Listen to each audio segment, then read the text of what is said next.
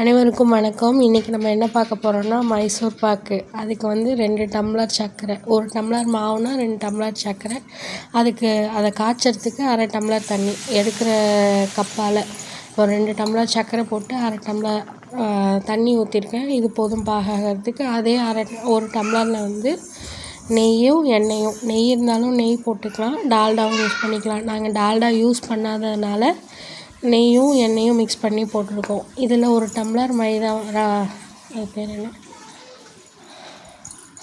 மாவு பேர் கடலை மாவு எடுத்துருக்கோம். இதில் பார்த்திங்கன்னா இந்த மோல்டு வாங்கினது வந்து கேக் பண்ணுறதுக்காக. இப்போ வந்து மைசூர் பாக்கு ட்ரேவாக ஆக்கிட்டு நான் போட்டு தடவி வச்சுருங்க. இது வந்து கரையிறதுக்காக இப்போ வெயிட் பண்ணிகிட்ருக்கோம். சர்க்கரை பாகாகணும் முருகணும்லாம் அவசியமே இல்லை. அது ஃபுல்லாக மெல்ட் ஆகிட்டு பாயில்டு பொங்கி வரும். நுரைச்சி வர்றப்போ நம்ம யூஸ் பண்ணிக்கலாம். இந்த பக்கம் எண்ணெயும் நல்லா சூடாயிடுச்சு. எண்ணெயும் நெய்யும் நான் வந்து மரச்செக்கு எண்ணெய், கடலை எண்ணெயும் நெய்யும், வீட்டில் செஞ்ச நெய்யும் தான் யூஸ் பண்ணியிருக்கேன். இன்னொரு பக்கம் பார்த்திங்கன்னா சுகர் மெல்ட் ஆகிட்டே இருக்குது. இது நம்ம மெல்ட் ஆகிற வரைக்கும் வெயிட் பண்ணணும். இப்போ பாருங்கள், நல்லா மெல்ட் ஆகிடுச்சு, நுரைச்சி பொங்கி வருது. நல்லா பாயில் ஆகி பொங்கி வர்றப்போ என்ன பண்ணோம் அப்படின்னா நம்ம ஆட் பண்ணணும். ஏற்கனவே நம்ம 1 டம்ளரில் கடலை மாவு எடுத்து வச்சுருக்கோம் இல்லையா, அந்த கடலை மாவை நம்ம கொஞ்சம் கொஞ்சமாக எடுத்து பபிள்ஸ் இல்லாமல் கிண்டணும். இது வந்து ட்ரெடிஷ்னலான எங்கள் அம்மா செய்வாங்க இந்த மாதிரி மைசூர் பாக்கு. கண்ணும் கேட்டுகிட்டே இருந்தால் ரொம்ப நாளாக. இன்றைக்கி தான் எங்களுக்கு டைம் கிடச்சிச்சு. அதனால் நாங்கள் ட்ரை பண்ணோம். ஒரு ஆளால் செய்ய முடியாதுன்றதுனால கண்ணோட அப்பாவும் நானும் சேர்ந்து தான் இதை ட்ரை பண்ணோம். இப்போ பார்த்திங்கன்னா மாவு கொட்ட ஆரம்பிச்சிட்டாங்க. கொட்ட நம்ம கிளறிக்கிட்டே இருக்கணும். அப்புறம் என்ன பபிள்ஸ் வந்துடும். பெருசாகிடுச்சுன்னா உடைக்கிறது கஷ்டம். அதனால் நம்ம கிண்டி விட்டுக்கிட்டே இருக்கணும். கொட்ட நல்லா வேகமாக கிண்டிக்கிட்டே இருக்கணும். கிண்ட நல்லா கரைஞ்சிரும். மாவு சாஃப்டாகிட்டு சர்க்கரையோடு கலந்துடும். அந்த கன்சிஸ்டன்சிக்கு வரணும். இப்போ பாருங்கள், இப்படி நல்லா கைவிடாமல் கலரிகிட்டே இருக்கும். நல்லா எல்லோயிஷ் கலராக நல்லா மிங்கிள் ஆகிடுச்சு பாருங்கள். மாவும் சுகர் சிரப்பு இந்த மாதிரி நல்லா கட்டி ஆனதுக்கப்புறம் அதுலேயும் 1-2 இருக்குது. நல்லா போட்டு நம்ம தேய்ச்சி விட்டுட்டே இருக்கணும். கையால் கிளறிக்கிட்டே இருக்க நல்லா பபிள்ஸ் குட்டி மாவெல்லாம் சரியாயிட்டு ஈவனாக ஆகிடும்.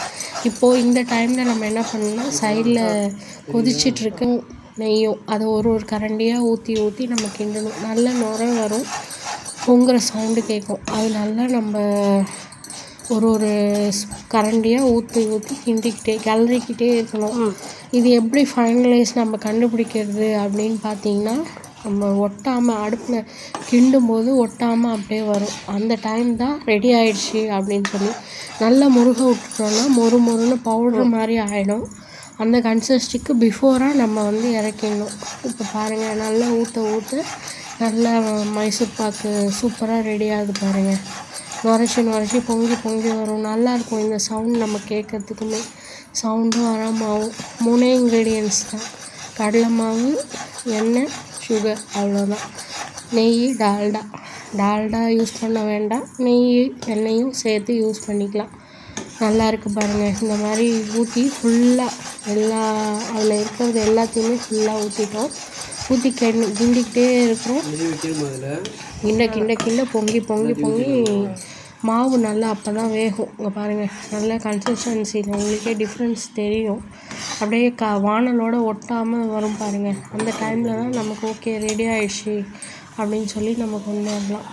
இன்னும் நிறையா ஊற்ற முருகி வெந்துக்கிட்டே இருக்கும். மொறுன்னு ஆகிட்டே இருக்கும். இந்த மொறுப்பு கிடைக்கும். ஃபைனல் ஸ்டேஜில் சாப்பிடும்போது நல்லா சாஃப்டாக வந்துடும். ஹார்டாகாமல் பார்த்துக்கிறது எப்படின்னா, லாஸ்ட் வரைக்கும் நம்ம ஃபைனல் ஸ்டேஜுக்கு போகாமல் பிஃபோராக நம்ம இறக்கிடணும். அப்படி இறக்குனா மட்டும்தான் அந்த கரமுரன்னு இல்லாமல் சாஃப்ட்னஸ் இருக்கும். இதில் நெய் ஊற்றுனதுனால உங்களுக்கு அந்த சாஃப்ட்னஸ் ஆல்ரெடியே இருக்கும். நெய் இல்லாமல் டால்டா ஊற்றுனீங்க அப்படின்னா அதில் கொரகொரப்பு வந்துடும், கொஞ்சம் மொரப்பு வந்துடும். இது நெய்ன்றனால மைசூர் பாக் கீயும் ஆயில் மட்டுமே கலந்து செஞ்சுருக்கோம். இது பாருங்கள், நல்லா சாஃப்டாகிடுச்சு. இன்னும் நல்லா அந்த திக்கான கண்டென்சிங் பாருங்கள். பபுள்ஸ்லாம் எப்படி வந்துருச்சுன்னு பாருங்கள். அவ்வளோதான், ஒட்டாமல் வந்துடுச்சு. நம்ம வந்து இன்னும் கொஞ்சம் நெய் வேணுனாலும் ஆட் பண்ணிக்கலாம். எனக்கு திடீர்னு ஒரு டவுட் வந்துடுச்சு.